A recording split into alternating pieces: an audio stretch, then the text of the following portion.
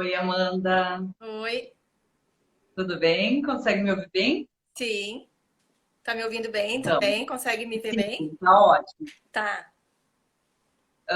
Vamos nos apresentar, né? Meu nome é Graziela, eu sou nutricionista e proprietária da Nutrical.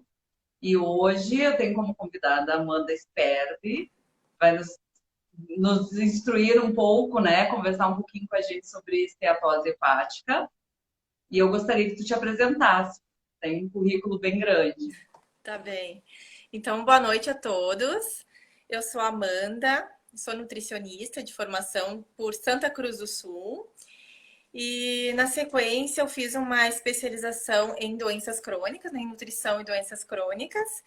E depois, então, eu comecei a trabalhar na área de gastro, que foi quando eu fiz o mestrado, e agora estou finalizando o doutorado na área de gastro e hepatologia, que é o meu trabalho hoje, né, com a esteatose, com a esteatohepatite. É isso que a gente vai conversar, é o que eu venho trabalhando nos últimos anos.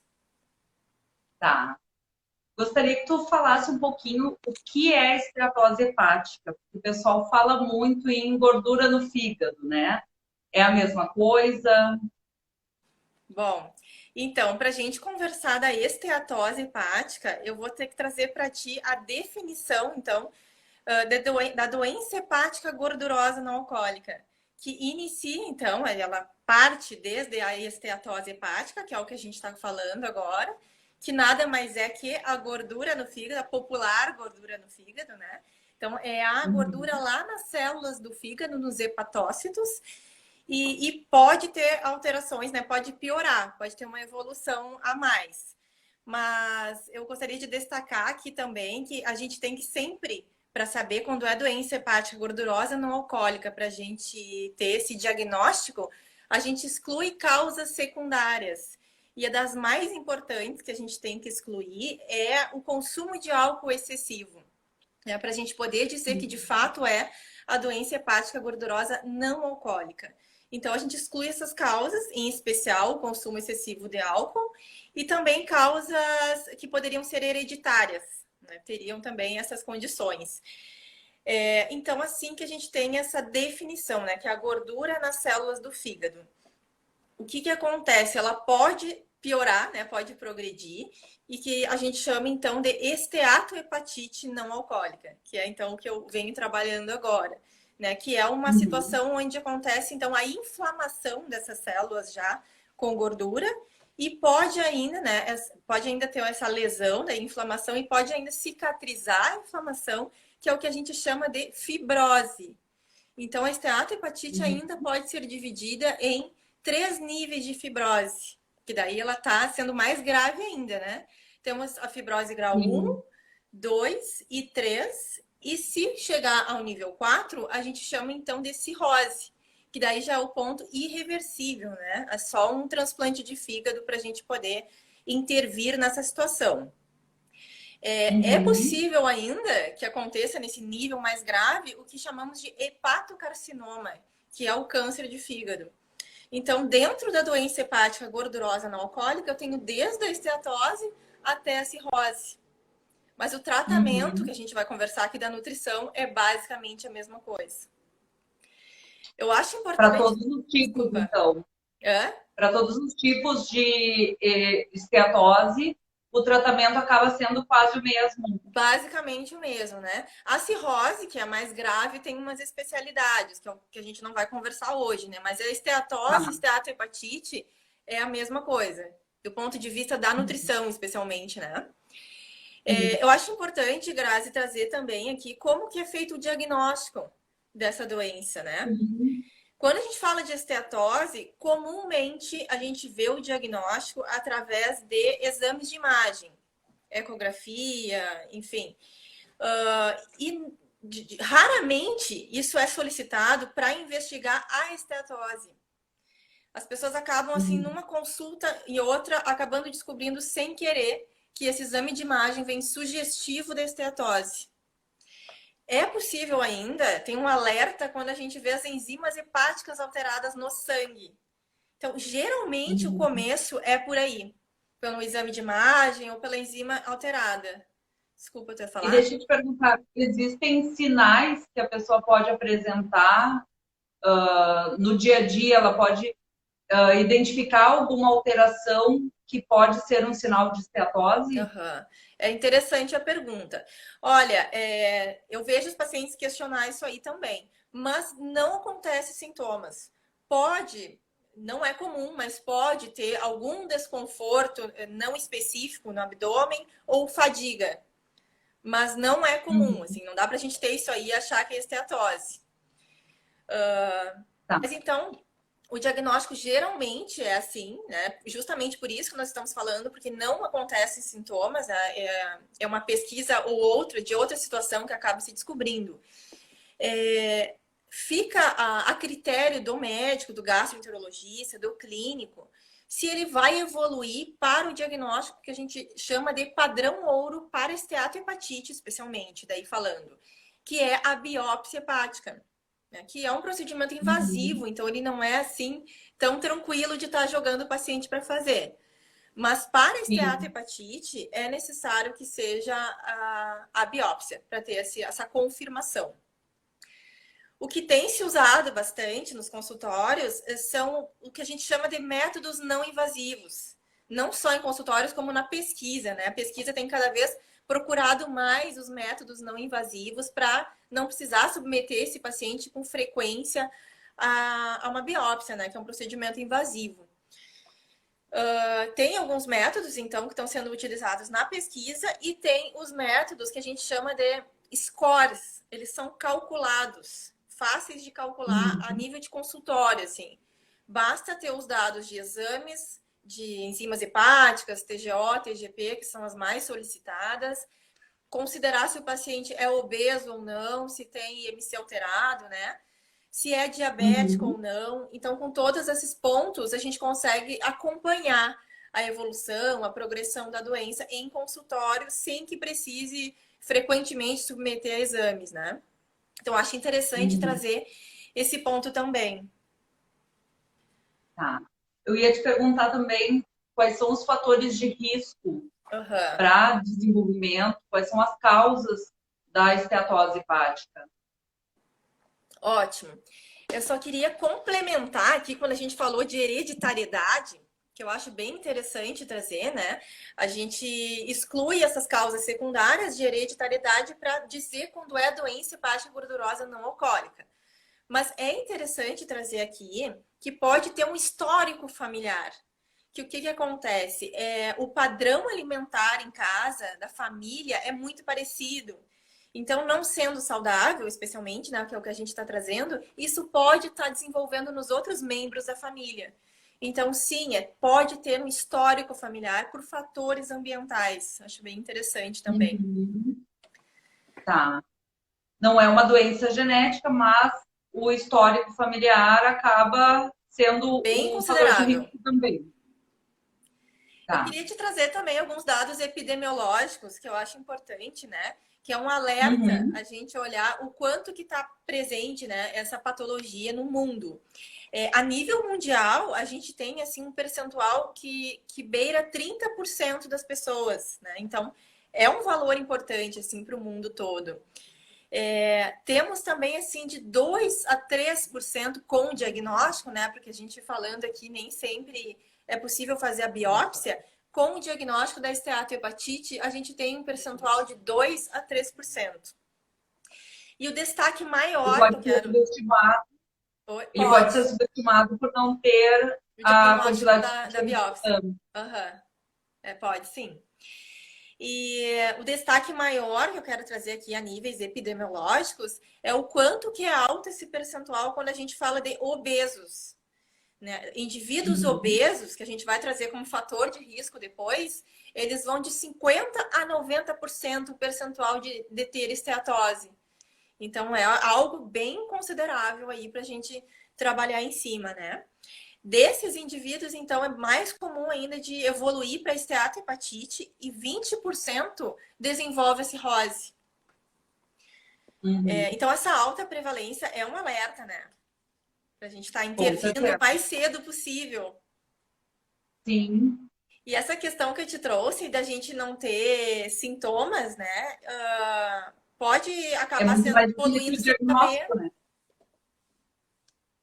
As pessoas acabam tendo a doença e não investigam porque não têm sinais, Exato, não apresentam sintomas. exatamente. E uma vez que tem o diagnóstico de esteatose, a gente recomenda, né, que já seja iniciada a intervenção do ponto de vista da alimentação, né? O quanto antes para evitar que tenha essa evolução negativa. Claro. E quais são os fatores de risco? O que a gente pode fazer para mudar hoje para não desenvolver a esteatose no futuro? Tá. Então, assim, ó, os fatores de risco, né, que estão envolvidos aí são principalmente, né, a maioria desses pacientes que têm esse diagnóstico são principalmente os pacientes com síndrome metabólica. Que a síndrome metabólica, então, é um combo de hipertensão, de obesidade, de circunferência de cintura alterada, dislipidemia, né? Então, 3 ou mais características dessas já está nos trazendo a síndrome metabólica. E quanto mais componentes desse a pessoa tiver, maior é o risco do desenvolvimento da esteatose. Hoje é chamado que a esteatose ela é uma característica, né? Um desenvolvimento, uma consequência da síndrome metabólica, né? Então está muito, muito relacionado. É sim aí o ponto de risco que a gente tem que ficar em alerta, né? É uma manifestação hepática da síndrome metabólica, a esteatose. Uhum. E que mais? Eu acho que é interessante também a gente falar. Tu queria perguntar? Não, pode falar, pode falar. Não, eu ia trazer aqui qual é o perfil, né, dessas pessoas, né? O perfil do ponto de vista de aspectos dietéticos. Eu acho interessante Uhum. trazer, né? Porque é olhando para esse perfil que a gente vai fazer o tratamento, do ponto de vista da nutrição, né? Então, esses pacientes são os pacientes com alto consumo de carboidratos, especialmente os simples, com adição de açúcar, uma dieta rica em gordura, além do que é o recomendado, né? Que é até 25 a 30% do dia, gordura Uhum. saturada. Então, é uma característica aí para a gente saber onde trabalhar, né? Sim.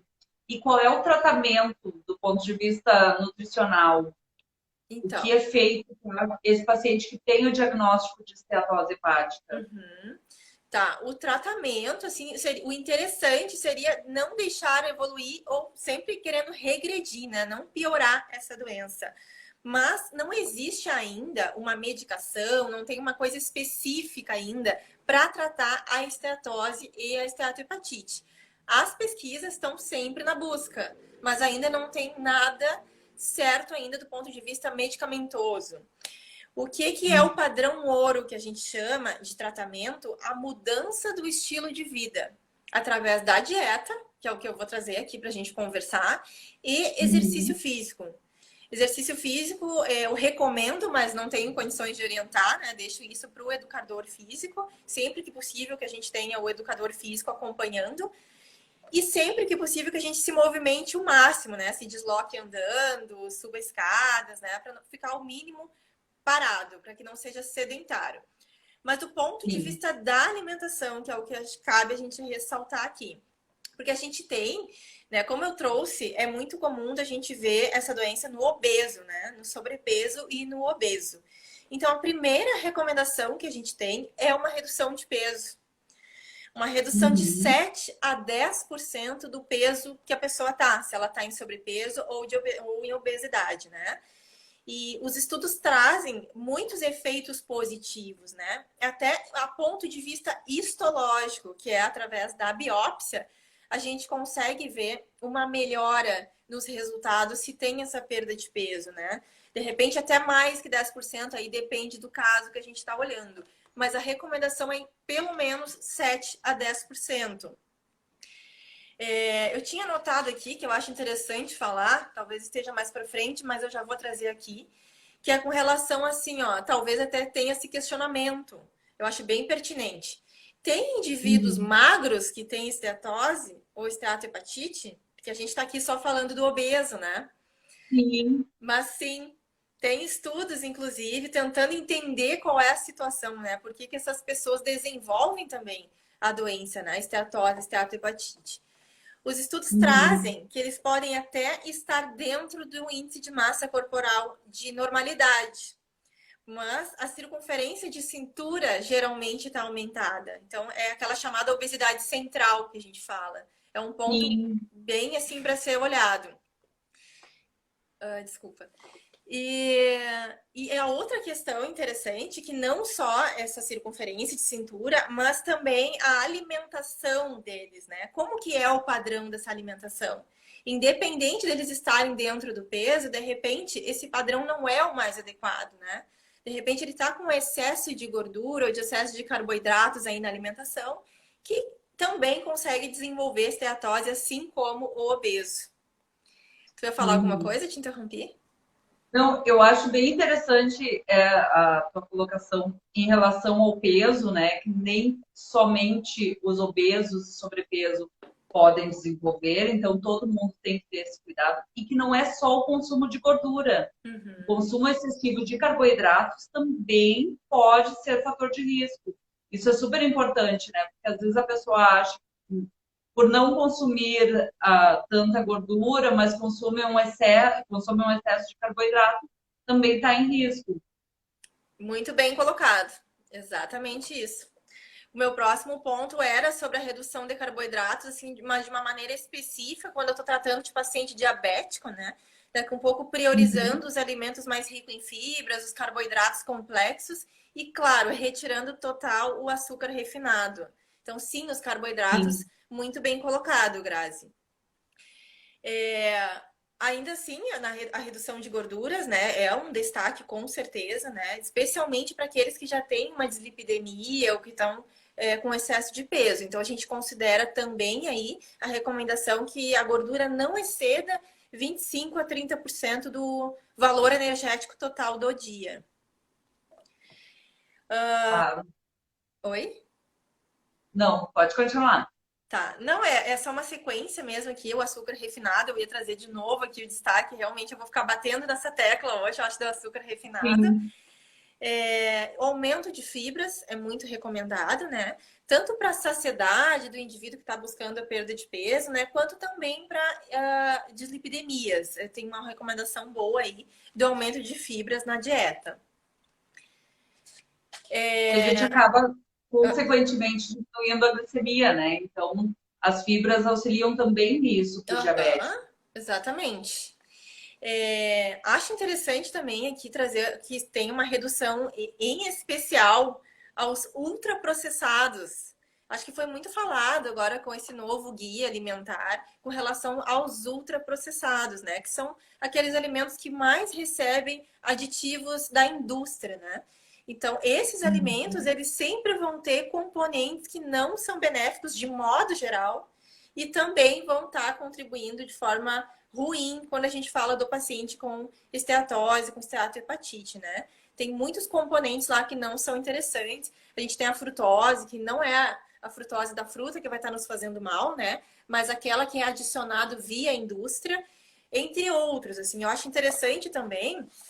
Eu tinha anotado aqui também para falar, já estou adiantando, que é com relação a gente sempre olhar o rótulo dos alimentos.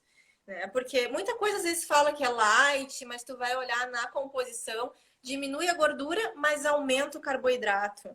Então, o interessante é fazer uma Uhum. redução de forma geral, né? Não se exceder de forma geral. E interessante Isso também. é um ponto bem importante, né? Que o consumo de industrializado seja reduzido, né? Em geral, porque não é só o açúcar refinado, né? Mas a gente tem carboidratos simples em vários outros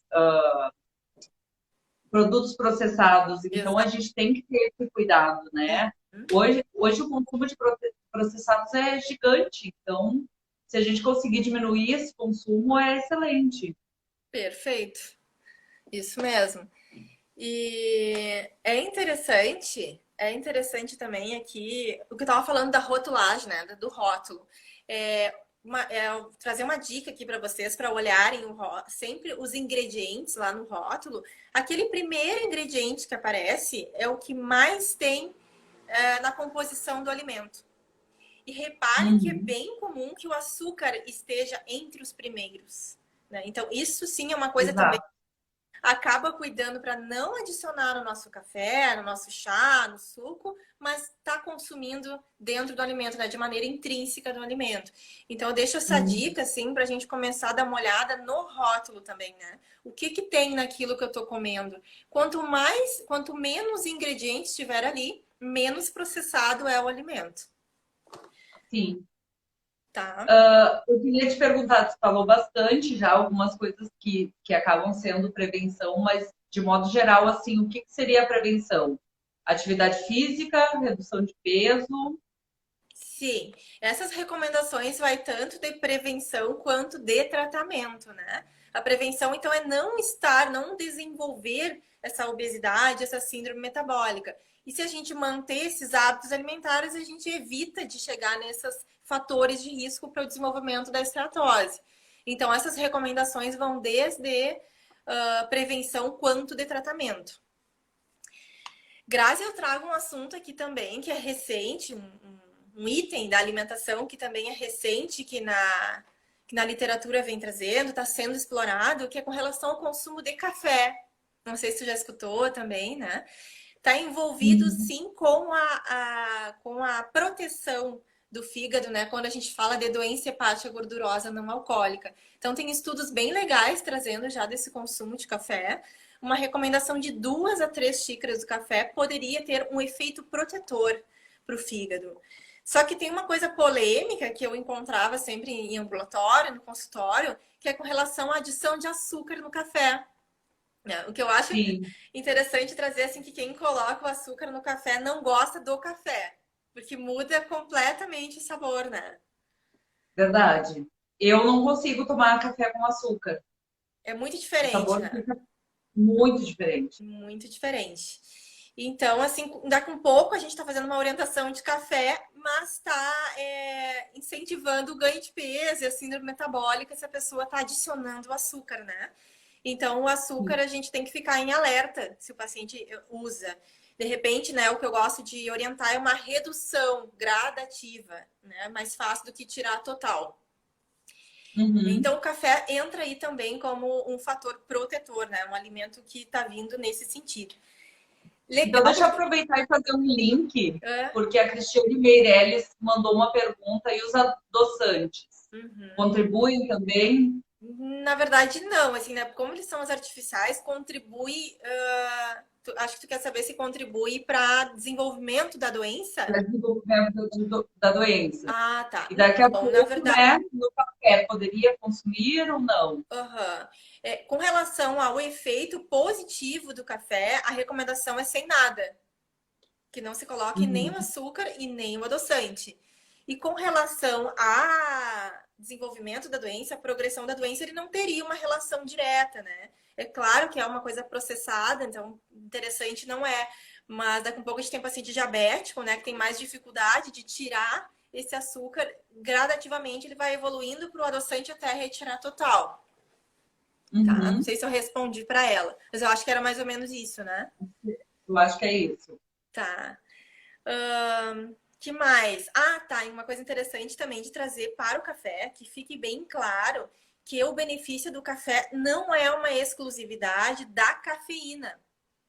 Porque senão daqui a pouco a gente acha que todos os alimentos que têm cafeína estão trazendo o mesmo benefício. E não é o caso dos outros alimentos. Não se sabe, né? Daqui a pouco até está sendo estudado. Mas o que se encontrou é que são outros compostos no café que estão aí envolvidos com esses benefícios e não necessariamente a cafeína. Por outro Tá. Porque lado, senão o pessoal vai começar a comprar cápsula de cafeína achando exatamente, daí não vamos o conseguir mesmo o mesmo efeito. efeito. Isso aí. Tá. Tem uma colocação que eu vi num material que eu estava acompanhando, que o descafeinado, por mais que esteja aí tirando a cafeína, ele poderia estar perdendo um pouco dos benefícios. Mas daí não tem nada a ver com a cafeína. É pelo processo de retirar a cafeína que poderia, daqui a um pouco, estar alterando o que tem de benefício no café. Então, acho Uhum. interessante também deixar aqui. como parte de tratamento também, tem a recomendação, uma recomendação bem forte, assim, de bastante evidência, porém é uma orientação que vem geralmente do clínico, né? Quem faz essa prescrição é o médico, que é da vitamina E, que é um antioxidante, então geralmente pode ser usado junto no tratamento dessa doença, mas daí quem prescreve é o clínico. Tá. O que mais? E poderia ter uma inclusão na alimentação de alimentos ricos em vitamina E ou não? Poderia, mas é via medicamentosa porque é uma quantidade muito maior do que a gente consegue no alimento.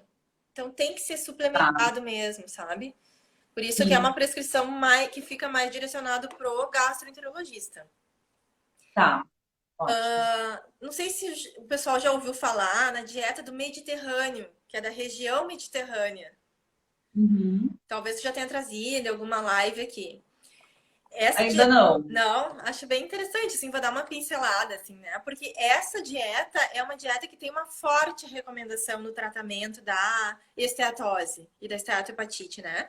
Porque é uma dieta que é rica em gorduras, mas gorduras boas. Ela é regada a azeite de oliva.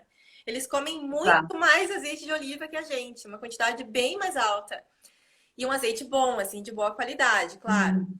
Que mais vai? Oleaginosas, que são castanhas, nozes. Eles têm uma Ricas no redução da ovo. carne vermelha, né, que é rica em gordura saturada. E, no lugar, eles incluem bastante peixe, Uhum. bastante cereais integrais, muita fibra. Então, essa seria assim, uma dieta modelo para a gente tratar E ela a é uma esteatose. dieta super anti-inflamatória, né? Ela é Total, riquíssima em ômega 3, ômega 6. total. Seria então um modelo não só para esteatose, né, para várias questões aí, para manter Sim. saúde, para prevenir várias coisas, mas aqui fortemente indicada para esteatose. A gente tem visto bastante. Uhum. Que mais? Sobre os rótulos, então, que eu queria conversar. Aí tem um outro pontinho que eu já falei, né? Tem um outro ponto aqui que eu posso chamar de polêmico, que é com relação ao consumo de álcool. O álcool, Sim. então, né? Ele é lá no início, quando eu falei para vocês que a gente exclui o consumo excessivo de álcool para poder dar um diagnóstico que de fato é doença hepática gordurosa não alcoólica, né? Então tem um questionamento inicial que é feito lá para ter esse diagnóstico, se não tem um consumo excessivo aí de tantas doses por semana ou tantas doses por dia para homem e para mulher. Então, uma vez que já temos a certeza disso, de modo geral, na população, a gente não incentiva o consumo de álcool, né? Existem Uhum. alguns materiais, alguns estudos que trazem o benefício, sim, do cálice de vinho diário. Né? Uhum. Não mais do que isso, não muito mais do que isso. Para homem até pode mais um pouquinho. Mas quando a gente fala de uma doença que já está lesando o fígado, a gente exclui total essa recomendação, assim. É garantido que a gente não... É mais garantido a segurança desse paciente que a gente exclua o álcool da alimentação. Eu acho um Sim, que o assunto bem benefício que o polêmico. vinho traria não faz diferença para esse paciente que já está com problema hepático, né? Desculpa, tu pode repetir? O benefício que o cálice de vinho traria não faz diferença para esse paciente que já está com um problema hepático, né? Exatamente, o benefício é menor, né? O risco-benefício não Sim, vale nesse não caso. vale. Uhum. Então, bem, eu acho um ponto bem importante. Sim. Eu tenho aqui mais um ponto que é bem atual aqui na ciência, que a gente tem estudado bastante. Não sei se eu já posso entrar, porque é o último ponto que eu quero falar, assim, mas eu acho que vale grande destaque. Que talvez tu também já tenha Uhum. trazido aqui com as colegas, que é com relação à microbiota intestinal. Ainda não conversei com ninguém sobre isso. Acho super interessante. A gente tem um microbioma, né? Todo o nosso corpo tem micro-organismos e temos a microbiota intestinal, que são os micro-organismos que estão lá no intestino. Se fala em mais de 100 trilhões de bactérias, de micro-organismos, né? Então tem uma variedade, uma população dentro da gente, né? Que pode ser tanto boa, quanto ruim, quanto mais ou menos. A Uhum. microbiota intestinal é sabido, já tem sido falado já nos estudos, que ela começa a se formar desde que a gente está dentro da barriga da mãe. Então, ela é interferida diretamente pela alimentação da mãe, né? Ela já começa ali. Então, até assim, se a criança vai gostar ou não de determinado alimento, tem essa influência de quando nasce. Depois dessa interferência, ela segue ainda modificando para positivo ou não, dependendo do tipo de parto. Se é um parto normal, se é um parto cesariana. E também um envolvimento bem forte que tem aí é o como que essa criança está sendo alimentada quando recém-nascida. O aleitamento materno é bem positivo aí. Então, por que eu quero trazer, por que eu estou trazendo desde o início, né? Primeiro, para dar uma introdução da microbiota, e segundo que essa microbiota ela é um pouco instável, ela ainda é bastante flexível até os primeiros anos de vida, 2, 3 anos. Eu quero só fazer um parênteses. Claro. Falou do aleitamento materno. Eu conversei com uma amiga essa semana sobre isso. Porque às vezes a gente acha, né? A gente é de uma geração que não existia muita fórmula infantil. Então, se a mãe não podia amamentar, se passava por desconhecimento na época para o leite de vaca. E eu conversei exatamente sobre isso. Para aquela mãe que não consegue amamentar, deve-se sim nos primeiros 1000 dias. Não é a nossa área de atuação, né? Mas é importante salientar que faz diferença, inclusive na microbiota intestinal, faz diferença no desenvolvimento neurológico. Até os primeiros 1000 dias, a criança deve usar fórmula infantil, se não for possível o aleitamento. O ideal é aleitamento materno exclusivo, pelo menos pelos primeiros 6 meses, né? Sim. Mas depois, se puder complementar com a fórmula, é o ideal. Perfeito. Na impossibilidade de aleitamento materno, a gente ainda não encontrou nada à altura, né, do aleitamento materno. O mais próximo que temos do leite da mãe são as fórmulas, né? É o mais seguro que temos. Mas então, dando sequência, né? Esses primeiros 1000 dias que tu falaste, ele é muito decisivo na vida adulta. Inclusive quando se fala de microbiota, né? Dependendo de como que foi a alimentação, como que está sendo esse desenvolvimento, a microbiota vai responder na vida adulta.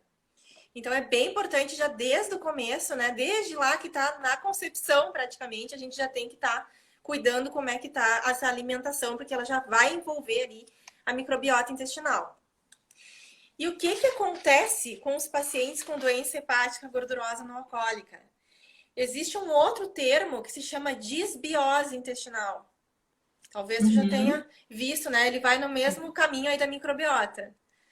A disbiose intestinal é o desbalanço das bactérias, né? Elas podem ter mais bactérias negativas do que positivas, né? Ou meio a meio, enfim. Então, é esse desbalanço, né? E é muito relatado que o paciente com doença hepática gordurosa não alcoólica possa estar desenvolvendo essa disbiose. Não só a doença hepática gordurosa não alcoólica. A gente tem visto hoje a diabetes, a síndrome metabólica em si, que está relacionada, né, que está interligada à esteatose. Então, tem sido muito trazido essa relação da microbiota com essas doenças crônicas. E a disbiose a gente vê em determinados tipos de pacientes. A doença hepática gordurosa não alcoólica é uma delas. Tem sido estudado muito e uma maneira de daqui a um pouco intervir nessa disbiose. E uma das alternativas de intervir seria via suplementação de probióticos, né? Que é inclusive um trabalho que eu estou fazendo. A gente está fazendo essa avaliação. Não só o meu, como vários outros estão em andamento para ver, para desvendar, né?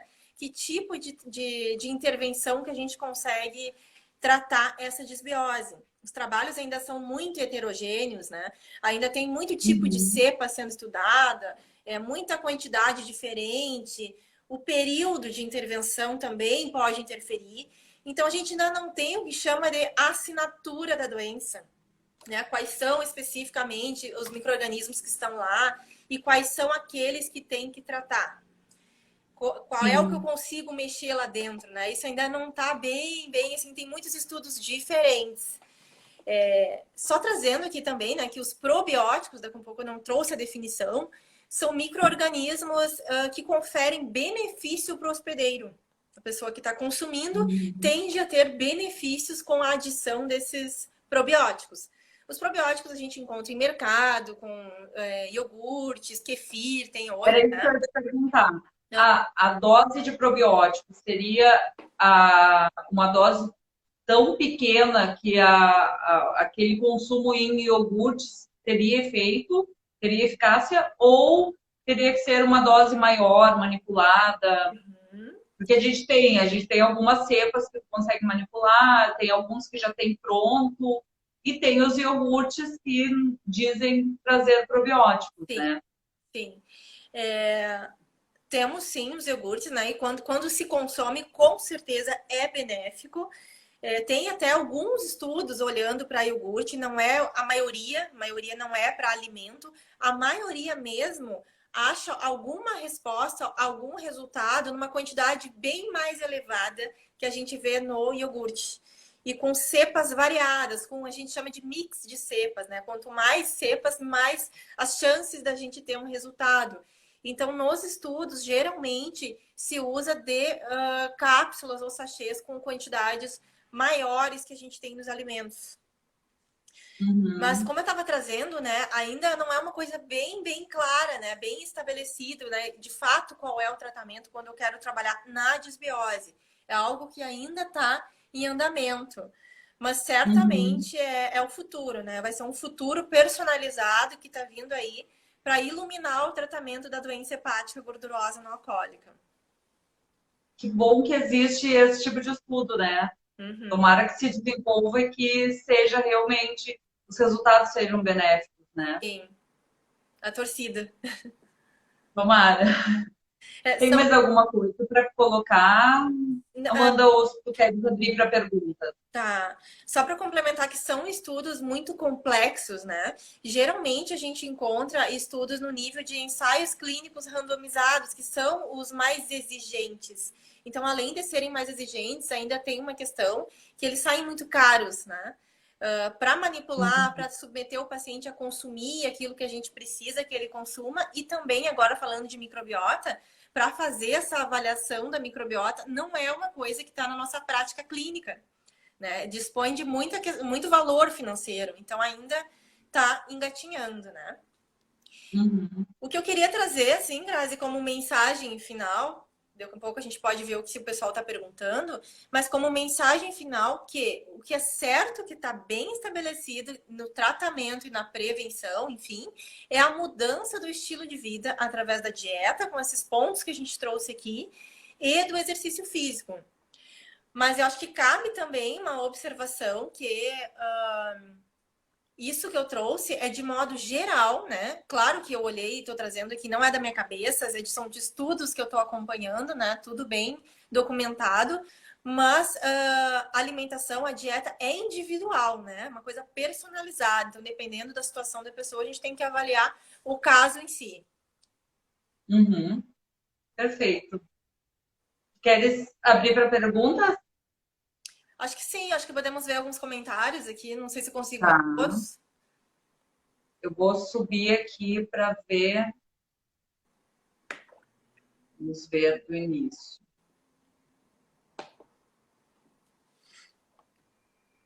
Acho que eu voltei demais. Aqui, a Janaína Moura Domingues. Ela diz que ela é hipertensa com esteatose grau 3. Estou preocupada. Aham. Ah, tá. Janaína, agora eu consegui ver aqui. Sim, é um alerta, né, Janaína? Eu acho que tu tens que ficar alerta. Não sei se tu já começaste com algum tratamento, se já está em acompanhamento com o gastro. Acredito que sim, até para tu ter esse diagnóstico. Mas te recomendo, assim, ter um olhar mais especial quando se fala da alimentação e do exercício físico. Se possível, fazer uma consulta, né, com alguém da nutrição que tenha um conhecimento para te auxiliar. Então, sim, é um alerta, assim, mas a gente ainda consegue trabalhar aí. Ainda conseguimos. Uhum. A Cristiane Meirelles mandou que poderíamos ter uma live sobre cirrose também. Poder... Não é a tua área, né, Amanda? Olha, eu não chego a trabalhar assim, até já atendi no ambulatório, porque o ambulatório é de fígado, mas não é minha especialidade hoje. Teria algumas pessoas aqui para te recomendar que trabalham Então, exclusivamente com isso. Acho que vai até tá, melhor. ótimo. De repente, a gente pode fazer assim. Aham, Já que gerou tanto interesse, né? Eu vi que bastante gente assistiu. vamos. A Priscila Souza, ela pediu se a live pode ficar salva na bio da Nutrical, vai Tu ficar. salva? Tá. A Cristiane Meirelles tinha perguntado dos adoçantes, foi Sim. respondido. Aqui, a Laura Galo, ela pergunta se existe algum estudo sobre a relação da vitamina D com a DHGNA. A doença hepática gordurosa não alcoólica. Ah, Oi, Laura, tudo bem? Assim, é do meu conhecimento agora, porque eu tô imersa na microbiota e nos probióticos, né?